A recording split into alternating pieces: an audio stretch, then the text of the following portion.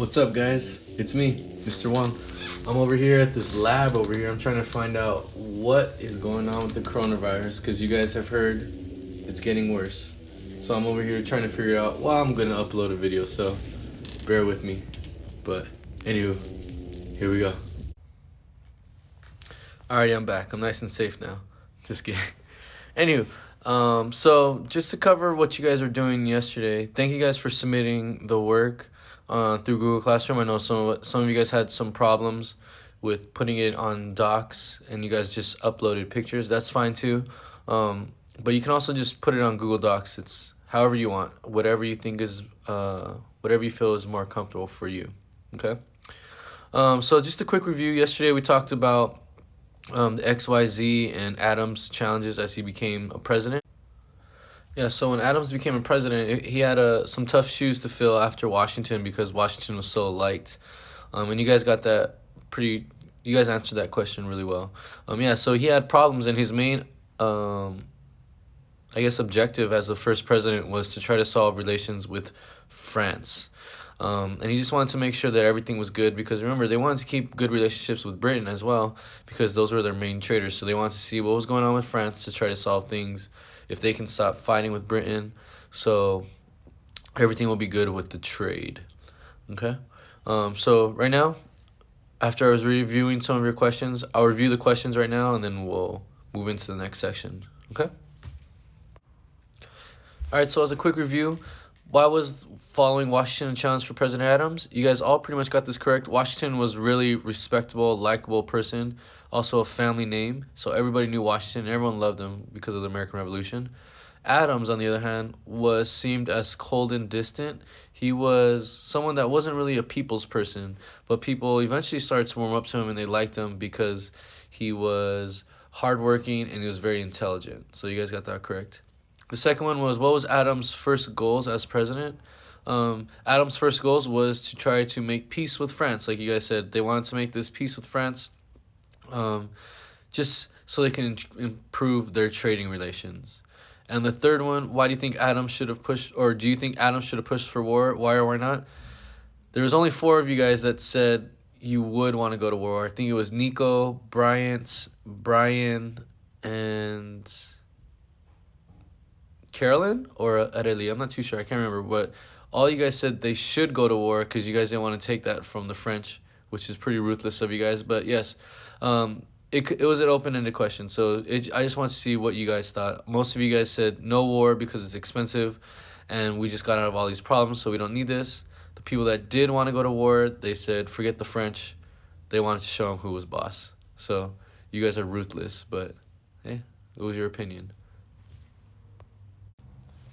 So today what we're going to do is we're going to talk about the Alien and Sedition Acts.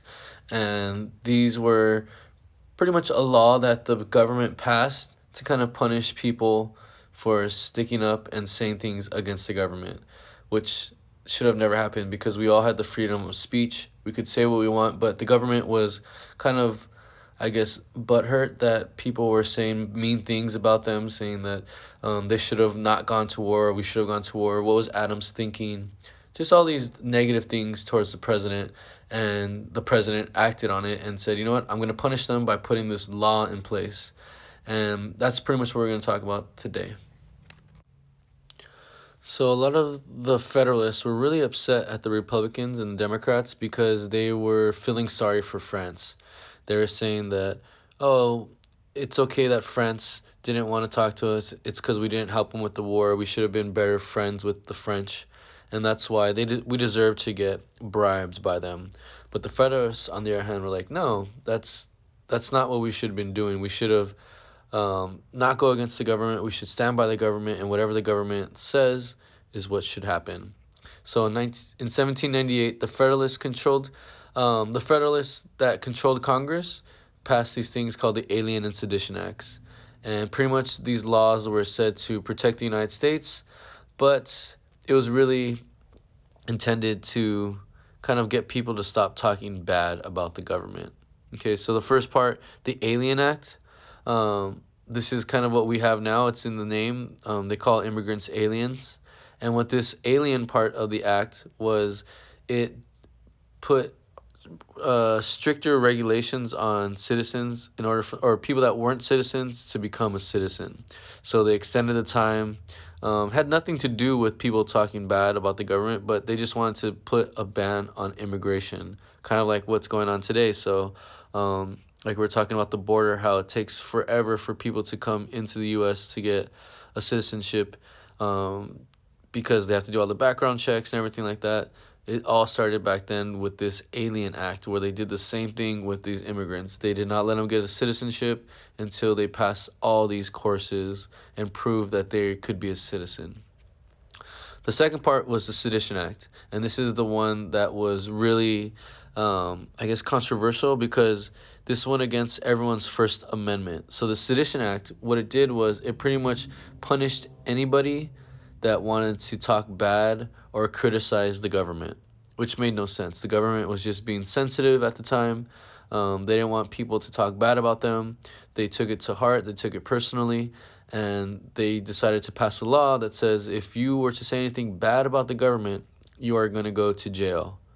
And this law was completely against our rights because we all know our First Amendment is the right. We have the freedom of speech and the freedom of press, and we can say whatever we want. So this act was controversial not only for the immigrants, but also for anyone that wanted to speak against the government. I kind of talked about this slide earlier, in the other slide, not realizing that I had this slide. I'm sorry. But anywho, the Alien Act, it made it illegal to deport any alien from a foreign country. So if you were an alien coming in, we couldn't deport you. But if you wanted to get a citizenship, you were not going to be able to get a citizenship. So it just made it hard for people to become a citizen. And pretty much they were doing this to kind of punish people. The Sedition Act, like I said, is the most controversial. It restricted anyone from publishing or voicing criticism about the federal government. So as in the picture, you can see the government putting a hand over this guy's mouth as if he was supposed to say something bad against the government. Okay, Jefferson and Madison, both from the Democratic Republican Party against the Federalists, they saw this as the government violating their powers, and the government was just trying to see how much power they had again. And they did not agree with this, and they decided to take matters into their own hands. So as they went back to their own states, Kentucky and Virginia, they decided that they're going to write up, I guess, a list of resolutions called the Kentucky and Virginia resolutions. And basically what these letters were saying was that the act was against the government's power. They shouldn't be doing this. It's going against the government. It's going against the Constitution. It's violating all the rights as people, and that Congress should stop this act and take it away and pretty much not enforce this ever again. This is important because this is the first time that the states started to challenge the federal government, and the states were pretty much saying that we're not going to do this regardless. If you pressure us, if you force us to do it, we're not going to do and support this law because it's just unjust and you're violating our freedoms. Like I said, this showed that the states could challenge the federal government just like this little cat is challenging this huge lion. They have this faith, they have this freedom, they have their rights, and they know their rights, and they're just voicing them out once again. Eventually, the act will kind of phase away within the next 2 years, but it is going to come in handy a little bit later, which we'll talk about when we talk about slavery and when we start to talk about the Civil War. But this idea pretty much is going to have a huge impact on later history because now the states are going to start to challenge the federal government. So as a quick review, the Alien Sedition Acts, they were acts that were put in place by the government to kind of get everybody to stop talking bad about the government, which went against everyone's rights to have freedom of speech. And it was just out of reaction, and it was not taken lightly by the Democratic Republicans, the people in the South. They started to fight against it. They started to write letters. They actually had the legislature from Kentucky and Virginia write these resolutions, led by Thomas Jefferson and James Madison, and these documents were pretty much saying that the Alien Sedition Acts were unconstitutional, breaking all kinds of laws and rules and breaking freedom's rights. So they came up to this resolution. Although the resolutions did not pass, it was important because they supported the ideas that the states could start to challenge the federal government and that the federal government realized that they were going to be held in check. Like I said, this is going to come in handy a little bit later. Some of the states, some of these other laws that the Congress is going to pass, these states are going to reject them, rebel against them. And this was kind of like the precedent. This is the one that showed, like, this is how you're going to fight it, and this is how you're going to stand up to the government, by writing these letters. And it's starting to encourage a lot of other states to do that. So, for homework, I want you to answer these 3 questions. Why did the Federalist controlled Congress pass the Alien and Sedition Acts? 2. How did the Kentucky and Virginia resolutions support the rights of the states? And 3. Would you have supported the Alien and Sedition Acts? Explain your answer. If you have any other questions, please feel free to write them in the comments or write them in the Google Classroom, because I know this is different. It's still different. We're going to get used to it, but I want to make sure that you guys are understanding what's going on and you guys are just lost. Okay? So if you have any questions, please let me know.